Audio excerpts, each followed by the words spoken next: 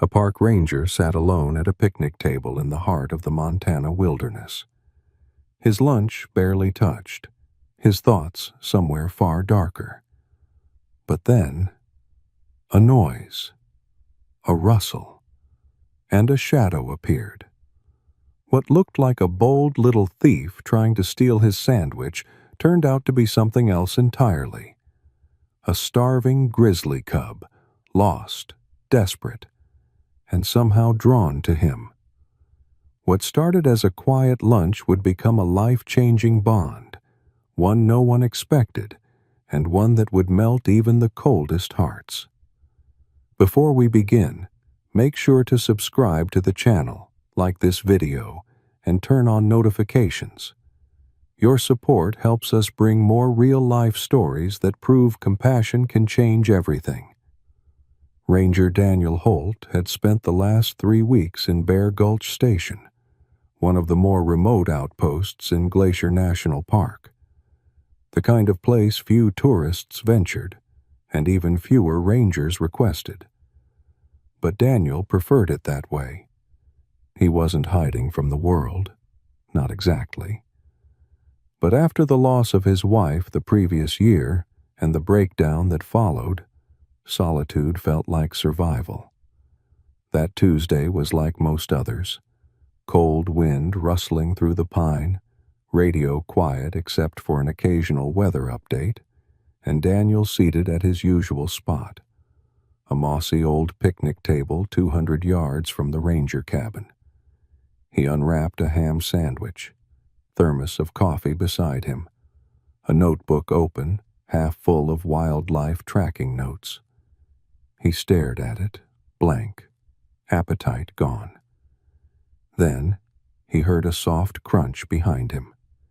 He turned, expecting a squirrel, maybe a nosy jay. What he saw froze him. A bear cub, small, unsteady, its fur matted and thin in places, eyes too large for its head. It wasn't older than a few months, still round-faced and clumsy on its oversized paws, and it was staring directly at the sandwich. Instinct kicked in. Daniel didn't move. He knew better.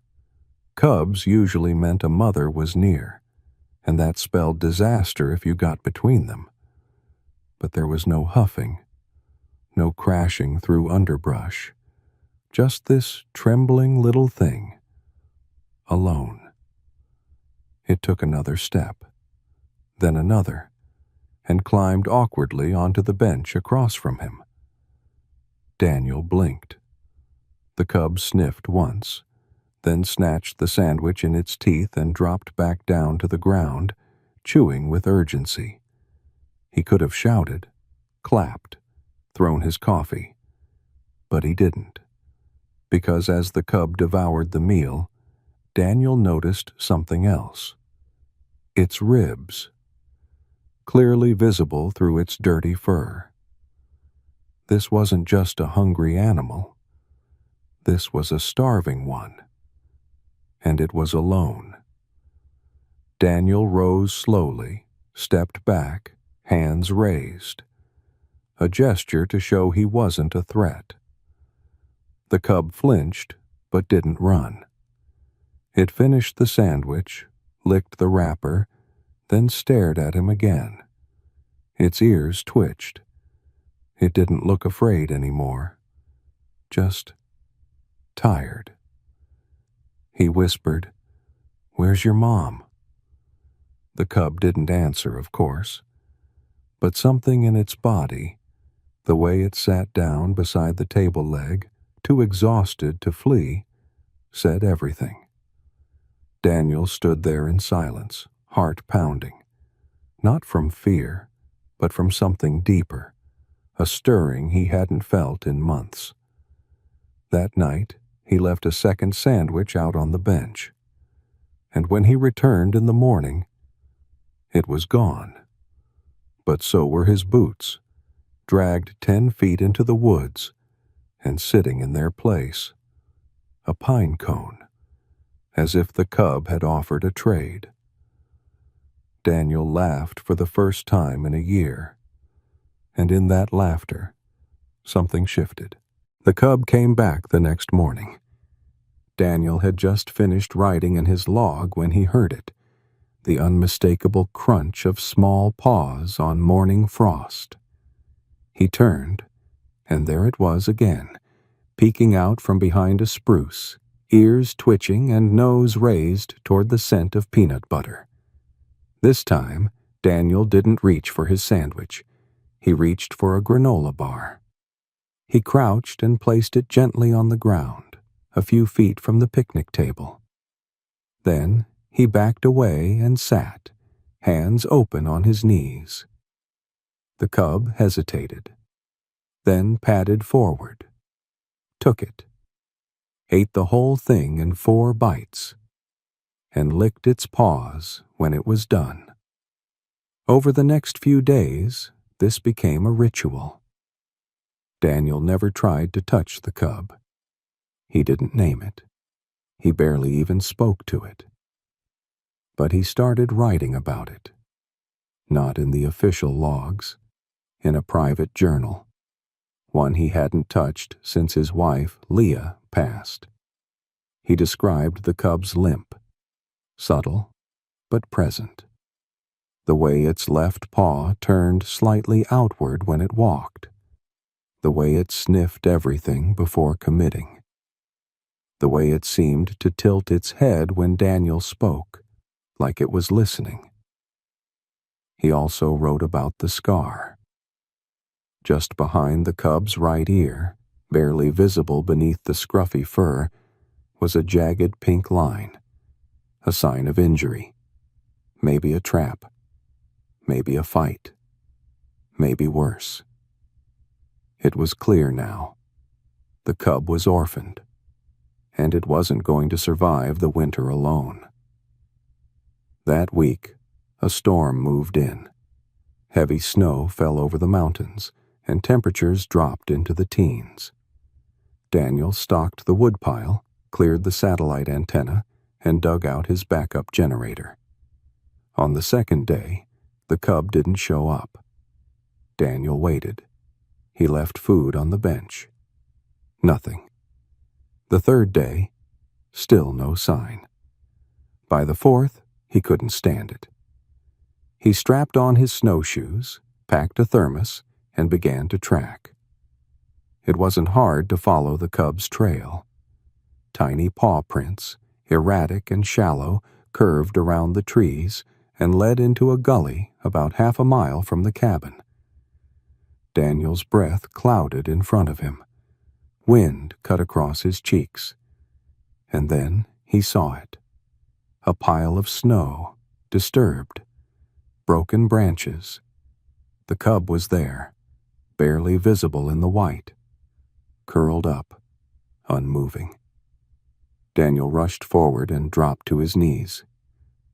"Hey," he whispered. "Come on, little thief. Not like this." He reached out carefully, not touching, just offering warmth. The cub blinked. Slow. Alive. But fading. Daniel did what no ranger was supposed to do. He took off his coat, wrapped the cub gently, and lifted it into his arms. It didn't fight, didn't growl. It just lay there, head pressed to his chest, breath shallow. By the time they got back to the cabin, Daniel's arms were shaking. From cold, from fear, from the weight of what he was choosing to do. He placed the cub by the stove, layered towels, warmed broth, and stayed up through the night. Watching, waiting, and just before dawn, the cub sneezed. Daniel laughed out loud. It was the most beautiful sound he'd heard since Leah's voice. For the first time in weeks, the ranger cabin didn't feel so empty. The cub, now slowly recovering, lay curled in a makeshift bed near the wood stove. A pile of old fleece blankets and Daniel's thickest flannel shirt. He didn't know if it was the warmth, the food, or the steady crackling of the fire, but the little bear slept like it finally felt safe. Daniel didn't name it. He still refused, but he began calling it Scout in his journal. Scout had survived, but just barely. Daniel rationed his supplies to feed the cub, warmed goat's milk, soft oats, crushed berries from the emergency rations. He knew the protocol. He knew what he was doing was against every wildlife regulation he'd ever sworn to uphold. But this wasn't protocol anymore. This was survival. This was healing. For both of them. At night, Scout whimpered in his sleep. Sometimes his paws twitched like he was running. Sometimes he let out small, panicked moans. Daniel started leaving a glove in the blanket pile, one that smelled like him. Scout would curl up beside it, nose tucked under the cuff. Daniel didn't write about it in the ranger logs, but his personal journal filled up fast. Page after page.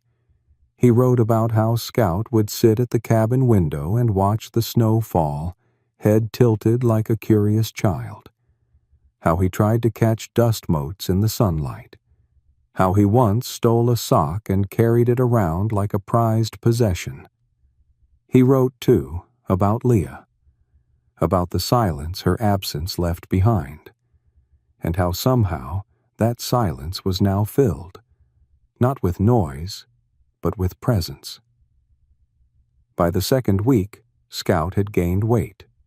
His fur looked thicker, healthier. His limp faded, and he began to move with the awkward confidence of a wild animal testing new strength. Daniel built a small enclosure just outside the cabin, reinforced, lined with logs and branches. During the day, Scout could roam in it, sniff the air, paw at the snow. Daniel would sit nearby, reading aloud from field guides. It became a routine, but it couldn't last. Daniel knew that. One morning, as he refilled the food dish, his radio crackled. "Unit 12, we've got movement near Bear Gulch. Trail cam picked up large tracks and what looks like a cub?" Daniel froze. Scout looked up at him, chewing a pine cone. "Copy," Daniel answered, voice steady. "I'll check it out." He hung up the radio and leaned against the doorframe, breath slow, chest tight. They knew, or they were close to knowing. That night, he stood outside under the stars, Scout beside him in the snow. The cub nosed his boot, then curled against his leg, as if sensing the shift. Daniel reached down, hand resting on the bear's back.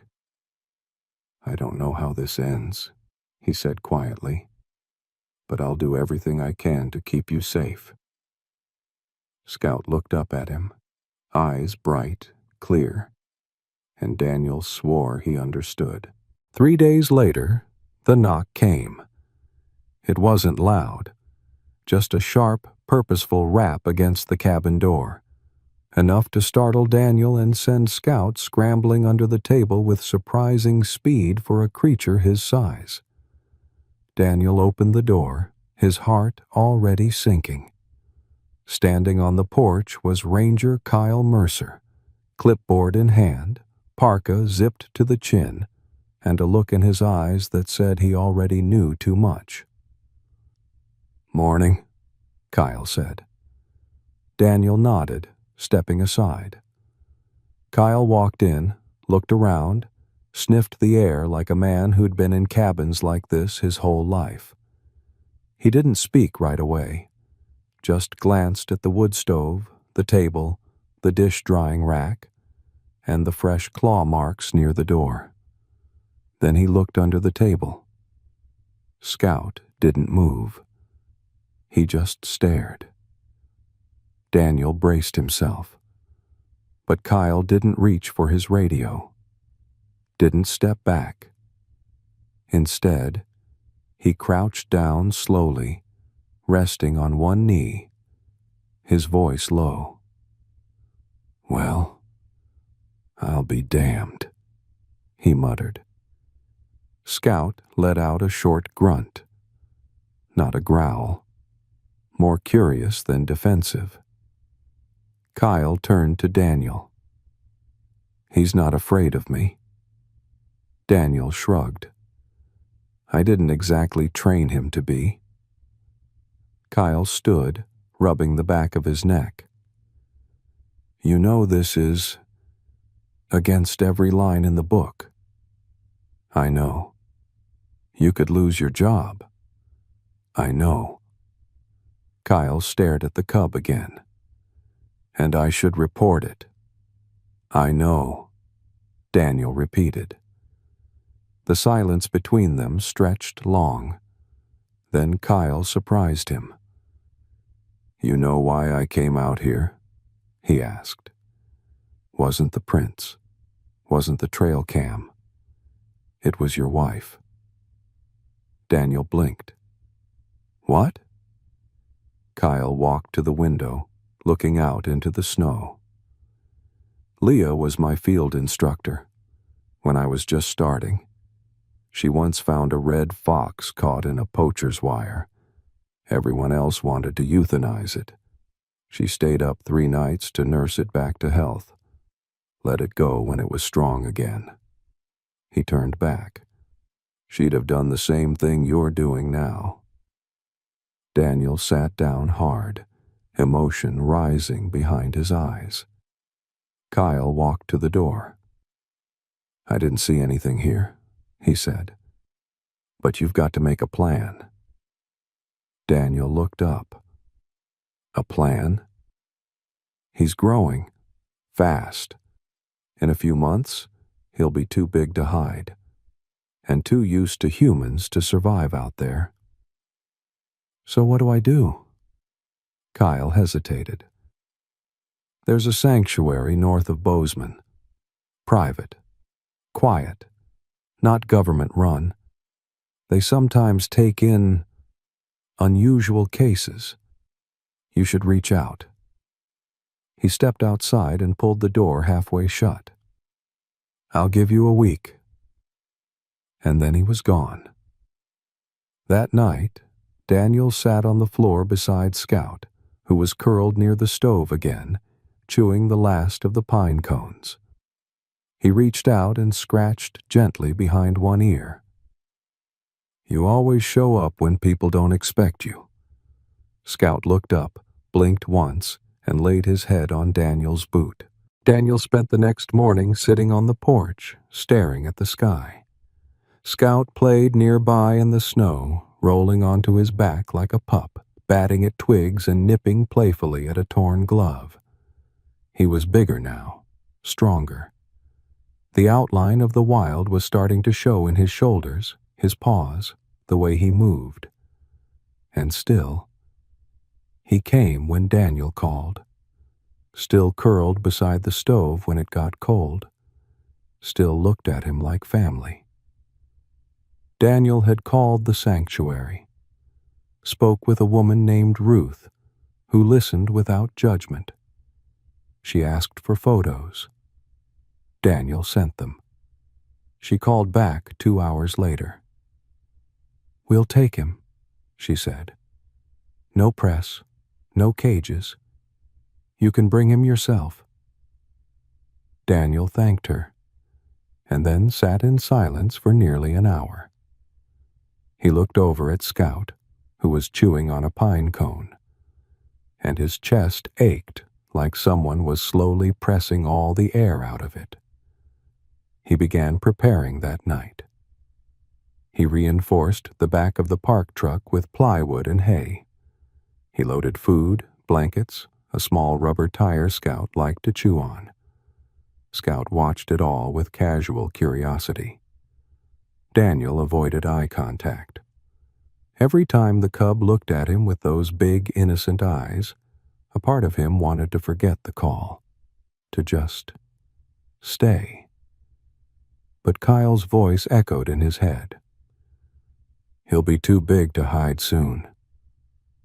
And Daniel knew this wasn't about fear. It was about love.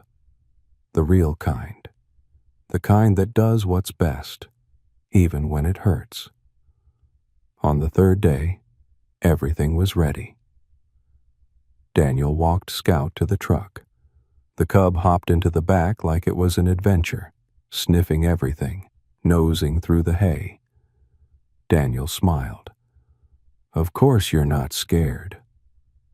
The drive was long. 5 hours of winding roads and thick forests. Scout mostly slept, curled in the hay, rising only to nudge the thermos Daniel had left for warmth.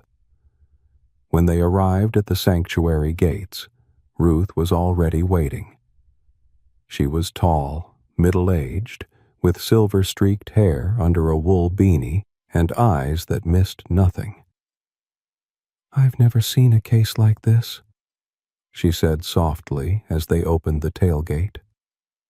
Scout stepped down cautiously, nose twitching, then looked back at Daniel. Daniel dropped to one knee and held out his hand.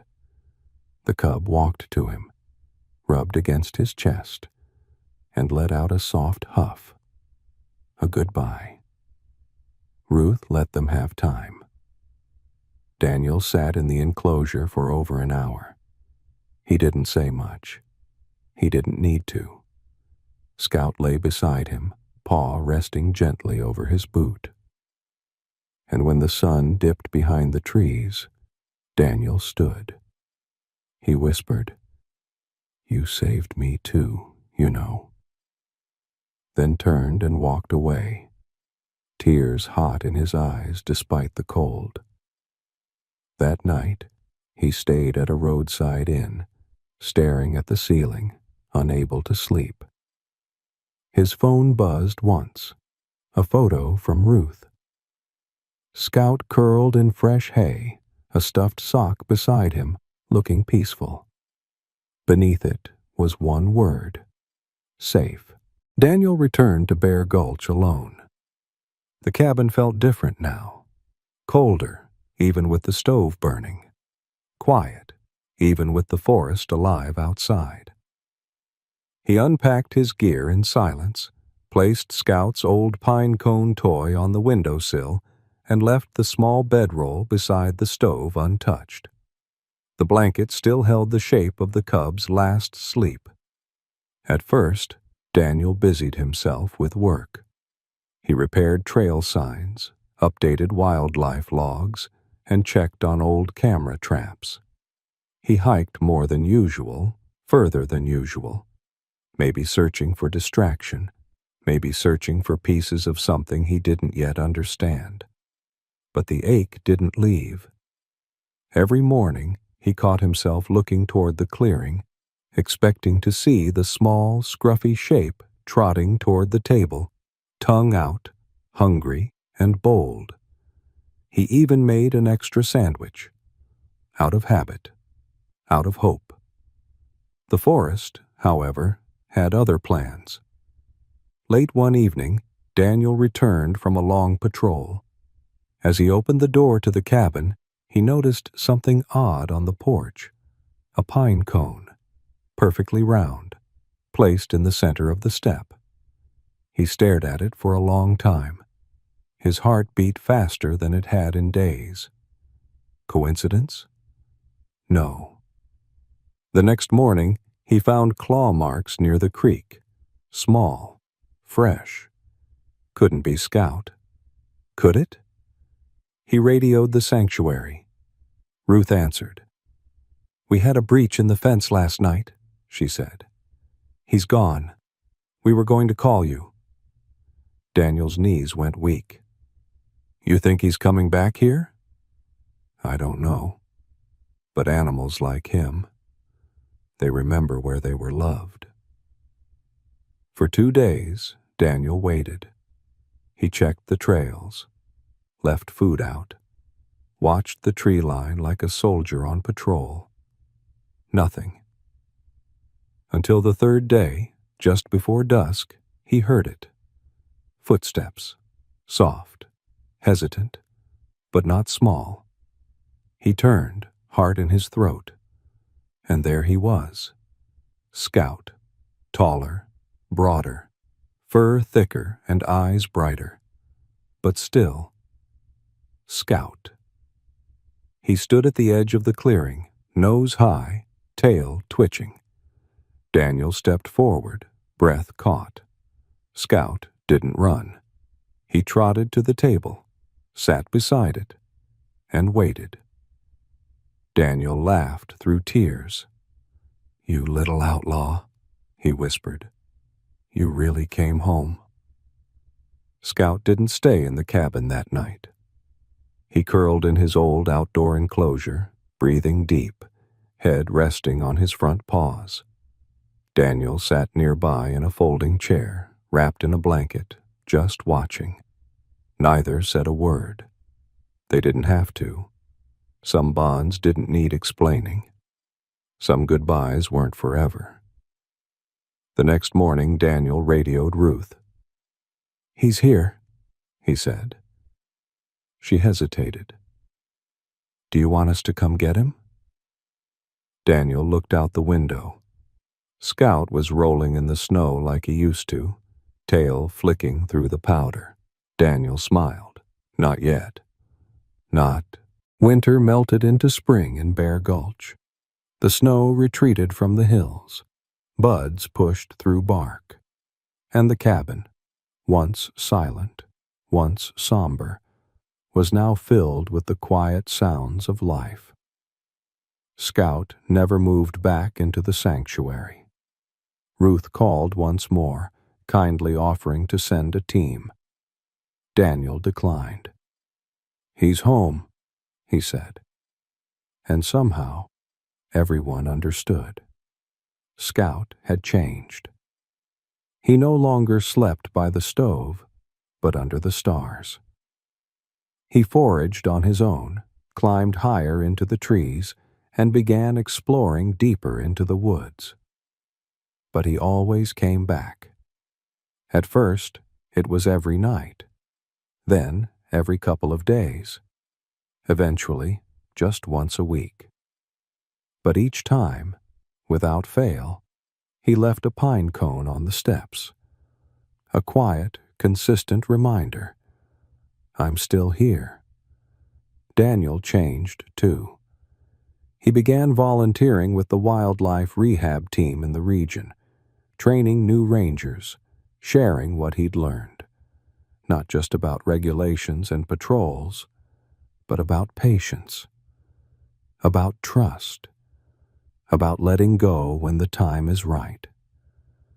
He spoke about grief and about unexpected healing. Not once did he use Scout's name in the official meetings, but when others spoke of dangerous animals, of threats, of things they didn't understand, Daniel would quietly reach into his pocket and place a pine cone on the table. Then pause, and wait for the silence to teach what words couldn't. The last time Scout visited, it was late summer. He was massive now. His coat was thick and glistened in the sun, and his shoulders rippled with strength. He moved like the wild was fully his again. Yet as he stepped into the clearing, there was no threat in him, only recognition. He didn't come to eat or play. He simply walked to the old picnic table, sat, and looked at Daniel. A long, steady gaze. Then he turned and walked back into the woods without looking back. Daniel stood there a long time after he was gone. He didn't cry. Not this time, because something in him knew. Scout wasn't leaving him. He was simply living. And Daniel had helped him get there. That fall, the story leaked. Someone from the sanctuary shared it with a journalist. A ranger, a cub, a cabin, a heart that had been broken and mended by paws and pine cones. The story went viral. People from all over the world sent letters, some angry, some curious. But most, they sent thanks and pine cones. Daniel kept the letters in a box by the fire, and every night he'd add one pine cone to the bowl by the window, just in case Scout came back. Because the truth was simple. In a moment of loneliness, a ranger saved a bear. But in the long silence after loss, that bear saved the ranger right back. If this story touched you, remember, healing can come from the most unexpected places. Sometimes, the ones we try to save end up saving us. Subscribe to the channel, leave a like, and share this with someone who believes in second chances, no matter how wild they seem. A man alone in the heart of the forest. A shattered leg, no signal, and nightfall approaching. He had minutes to make a decision that could mean life or death, but as the wind shifted and the trees rustled, it wasn't rescuers he heard. It was something far more wild, a family of grizzly bears. What they did next wasn't just unexpected, it was unforgettable. Before we begin, make sure to subscribe to the channel, leave a like, and turn on notifications so you never miss a story that proves courage and compassion exist even in the wildest corners of the earth. Liam Rhodes wasn't new to the backwoods of Montana. A seasoned wildlife photographer in his mid-30s, he had spent years hiking solo, documenting nature's rawest moments. His latest expedition had taken him deep into the Bitterroot Mountains, tracking signs of a grizzly family recently spotted near an alpine lake. It was supposed to be a short afternoon climb to get a higher vantage point for drone shots. But the rocks were slick from a morning storm. One misstep was all it took. His foot slipped. He fell. He landed hard, his leg twisting under him with a sickening snap. The pain exploded instantly, white-hot and paralyzing. His camera bag tumbled down the slope, scattering equipment like broken wings. When he finally managed to sit up, panic began to creep in. His left leg was clearly broken, the bone bulging beneath the skin. There was no cell reception. His satellite beacon had cracked on impact. The nearest ranger station was over 10 miles away. The forest, once calming, now loomed with silence. Liam dragged himself beneath the cover of a pine, using branches to splint the leg as best he could. He rationed his water and took shallow breaths. The sun began to dip behind the treetops, casting long shadows. He tried not to think of what might find him first in the night: cold, hunger, or predators. But it wasn't the sound of wolves or the eyes of mountain lions that broke the silence. It was a low grunt, deep, guttural, followed by rustling foliage. Liam froze. Out from the trees stepped a large grizzly bear. Not just one, 3. A mother and 2 cubs, no more than a few months old. She was massive. Her fur a rich brown gold, her black eyes fixed on the figure lying still beneath the pine. He didn't move. He couldn't. The mother bear sniffed the air. Her cubs stayed close, mirroring her steps. Liam's heart pounded. He had photographed grizzlies before, but always from a distance. Now, face to face, he knew the rules. Don't run, don't scream, stay still. But then something strange happened. The mother bear didn't growl. She didn't charge. She approached slowly, cautiously, as if assessing. Then she sat. Just sat, watching him. The cubs curled near her feet, curious but calm. Liam's pain was nearly unbearable, but his fear began to shift, not into comfort, but confusion. Why wasn't she attacking? As the sun fully disappeared and darkness wrapped the forest, Liam realized the bears weren't leaving. They were staying with him. The forest was eerily quiet. Liam lay beneath the pine, sweat mixing with dirt on his brow. The pain in his leg had numbed slightly, not from healing, but from exhaustion. The grizzlies had not moved far. The mother stayed just beyond arm's reach, her massive form still and unwavering. The cubs had dozed off beside her, nestled together like siblings in a cradle of fur. Liam didn't sleep that night. He drifted in and out of awareness, the sound of the forest and the rhythmic breath of the animals grounding him. Every time he opened his eyes, the bears were still there. By morning, sunlight filtered through the canopy, illuminating the strange circle they had formed. The mother bear rose and sniffed the air, then stepped closer, not aggressively, but intentionally.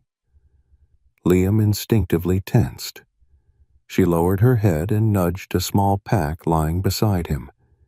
It had fallen from his shoulder during the fall. With surprising delicacy, she pushed it toward him. He stared. Was this coincidence? Or... Inside the pack were his emergency supplies, a water filter, protein bars, a flare, and painkillers. With shaky hands, Liam retrieved a bar, tore it open, and ate. His stomach turned with hunger and relief. The bear sat again. For the next hour, he watched her. Occasionally she would glance at the cubs or sniff the wind, but her eyes kept returning to him, not as prey, as something else. Liam whispered to her, voice hoarse, "You're not going to leave me, are you?" She didn't answer, but her stillness said enough. Time blurred. Hunger gnawed. He crushed painkillers into a bottle of water and drank, finally dulling the agony in his leg. His plan was simple: survive until help came, or until he could crawl closer to signal range. But with the bears around, would help even dare approach? That question was answered just before noon. The sound of a distant engine. Liam craned his neck, eyes wide. It was faint, but steady. An ATV, maybe a ranger. He grabbed the flare with trembling hands. He lit it. A hiss, then a burst of red smoke. The mother bear rose, watching the smoke, ears twitching. And then, footsteps. Human ones. From the ridge above, a figure appeared. A young female ranger in uniform, radio on her belt, eyes wide as she saw the flare, and the bears. "Oh my God," she muttered, raising her hands slowly. Liam shouted, "I'm hurt. They're not attacking. Please, don't shoot." She didn't move. The bears turned to her, calm, almost protective. The ranger radioed for backup, her voice shaking. Minutes later, 2 more rangers joined her.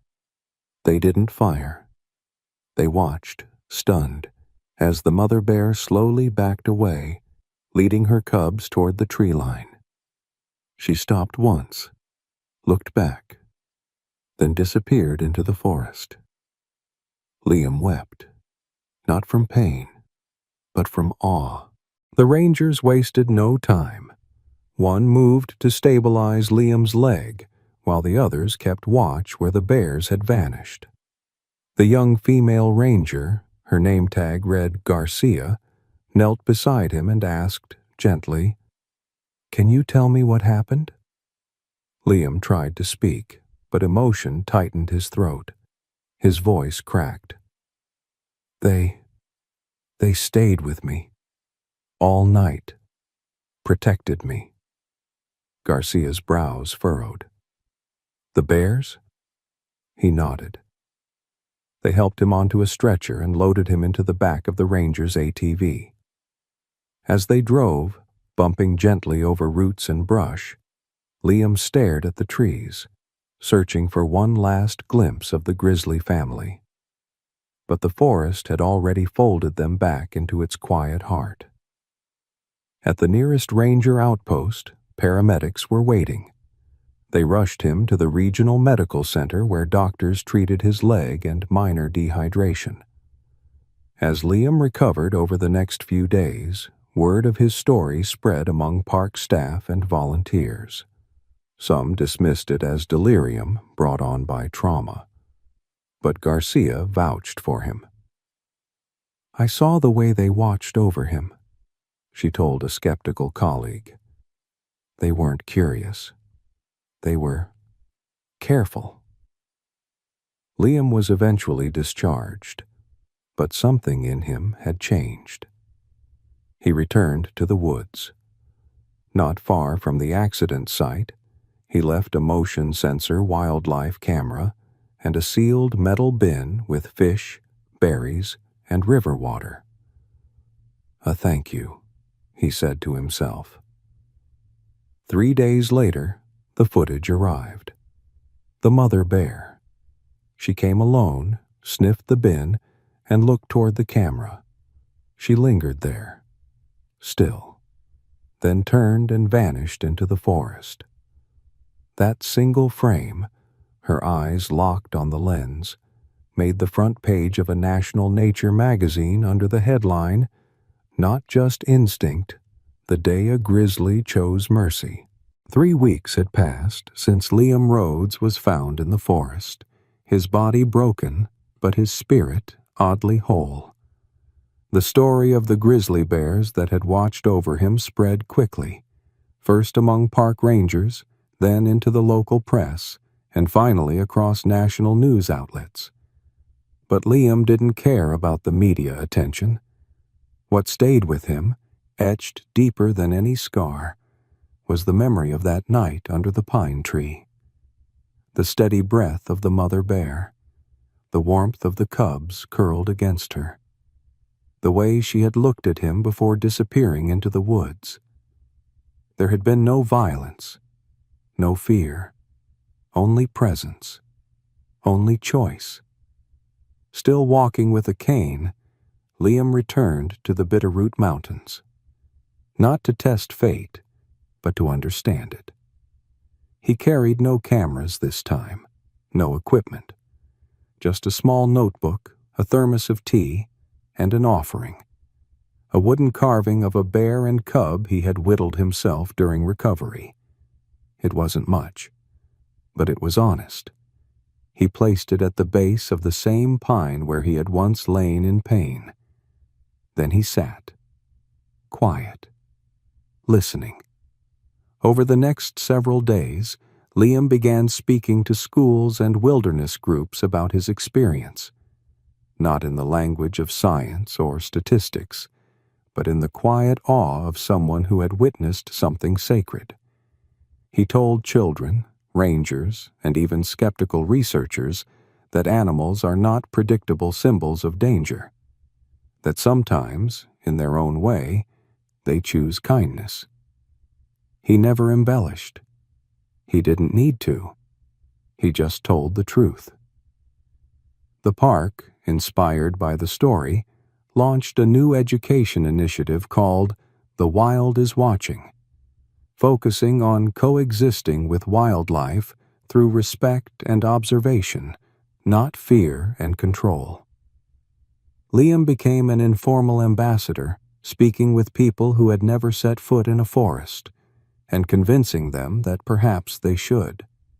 But something deeper stirred within him too. At night, he often dreamed of the bears. The mother bear's eyes, deep and dark, staring at him like they held an ancient wisdom he'd only brushed against. He would wake up with the urge to return, to see them again, not to interfere, but to witness. One day, as summer turned to fall, Liam received an envelope without a return address. Inside was a photograph, a trail camera image. 3 bears, one clearly older, one mid-sized, and a young cub standing in the clearing at sunset. They were looking straight at the lens.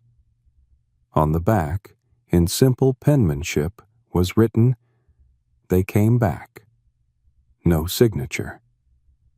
Liam didn't cry.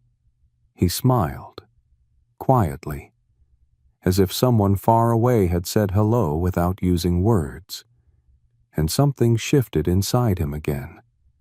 The ripple wasn't just in him.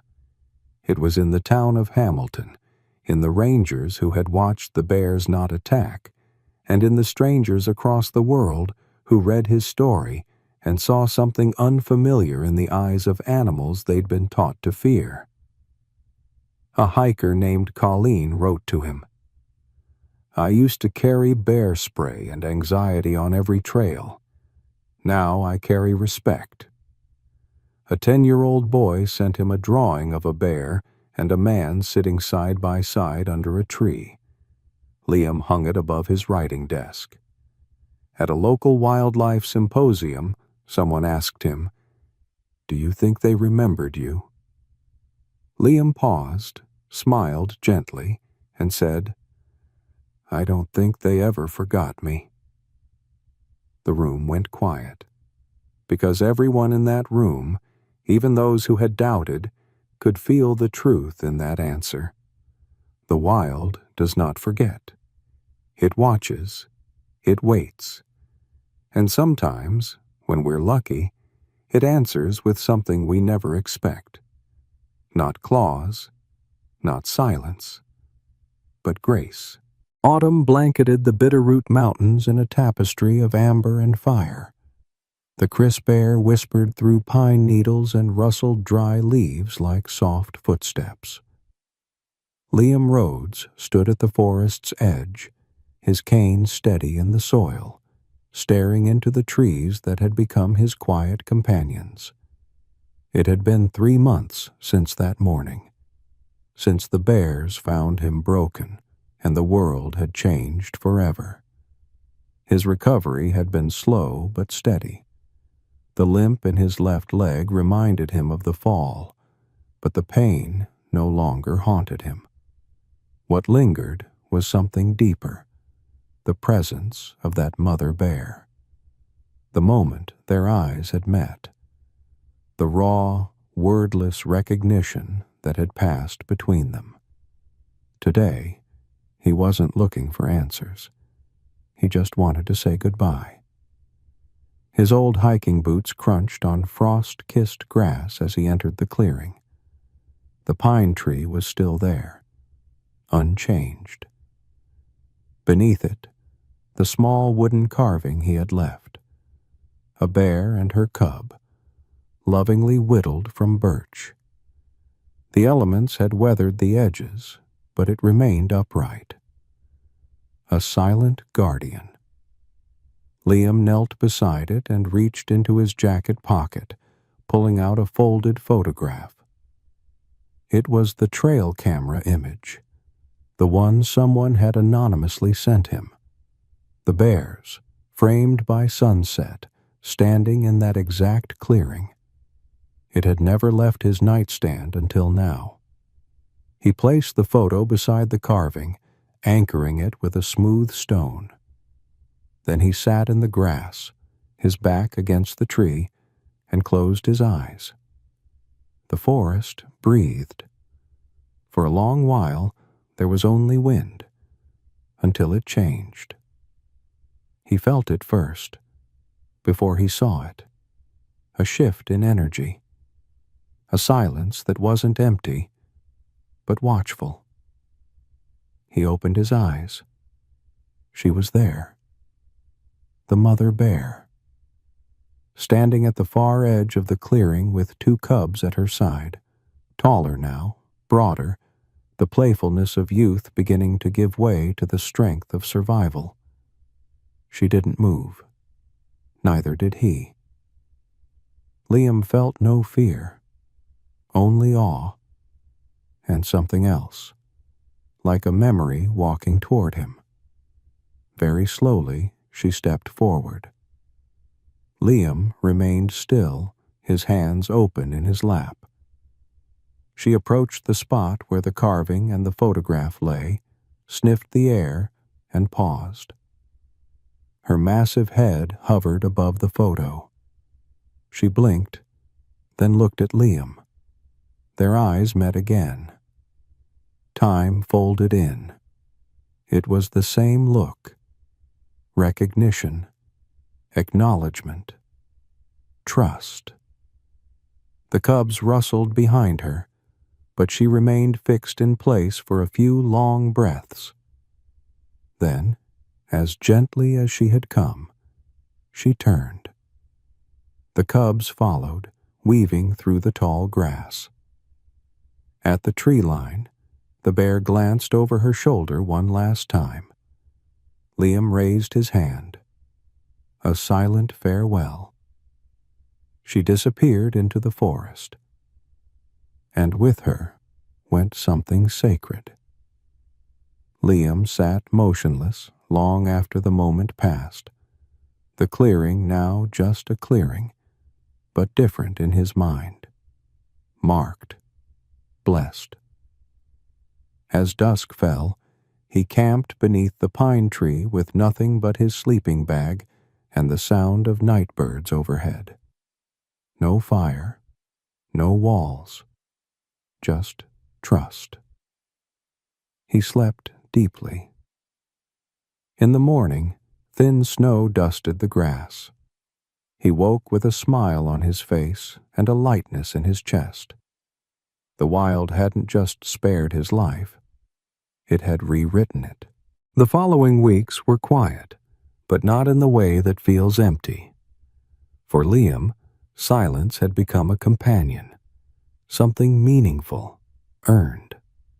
Every day, he woke early, brewed a single cup of coffee, and walked to the edge of his property overlooking the distant tree line. The same tree line where the bears had disappeared. Winter pressed gently on the land.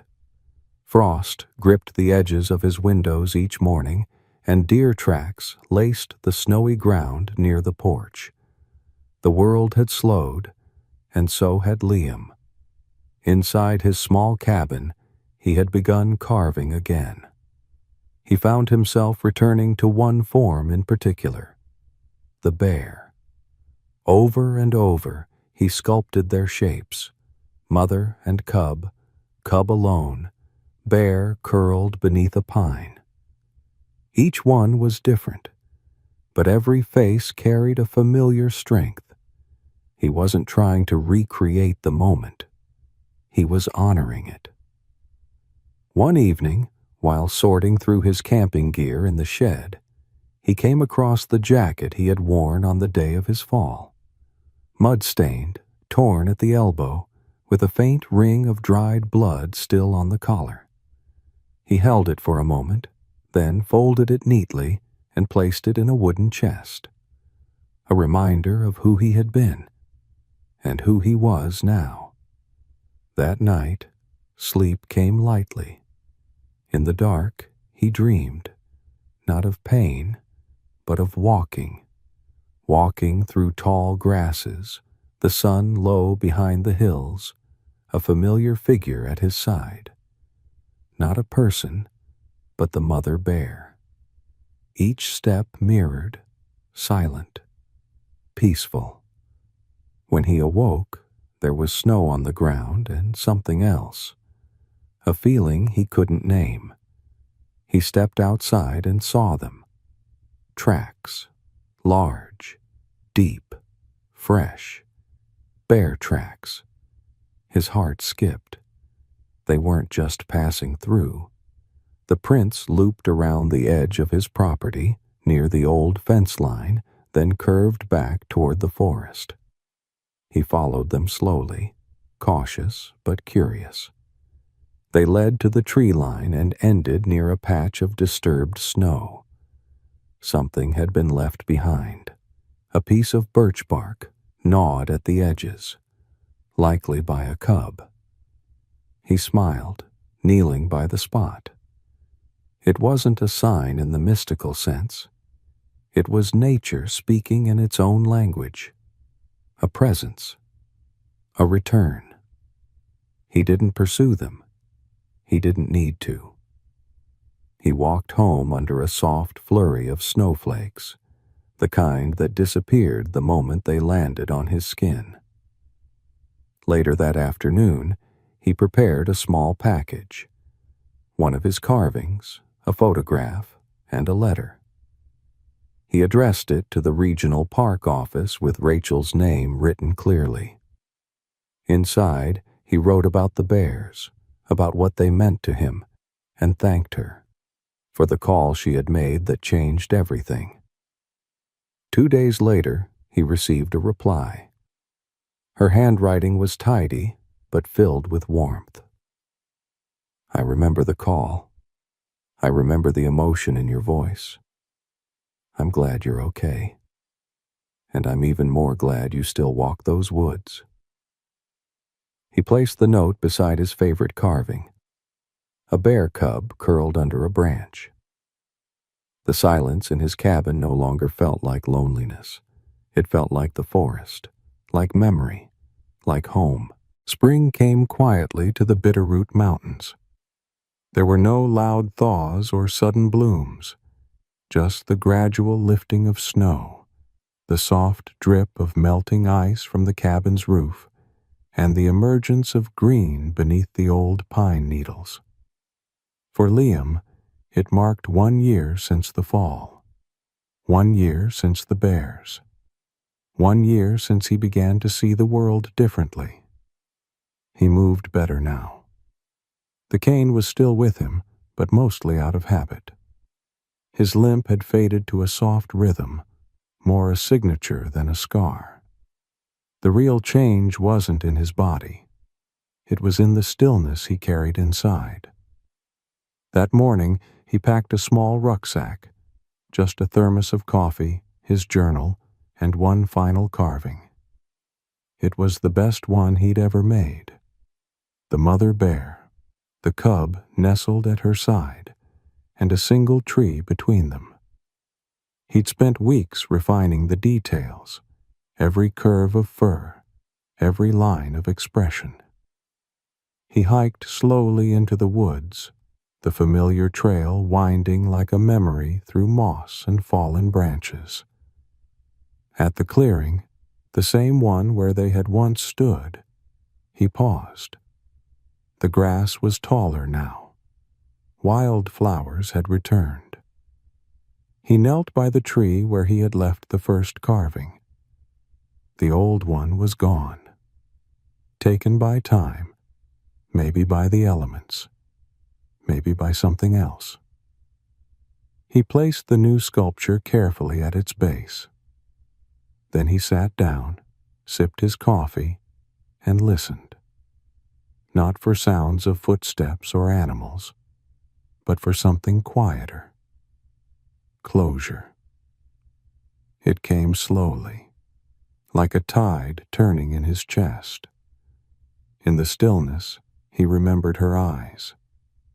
The moment when fear had transformed into trust, and he remembered the cub's soft whimper the day it followed her into the trees.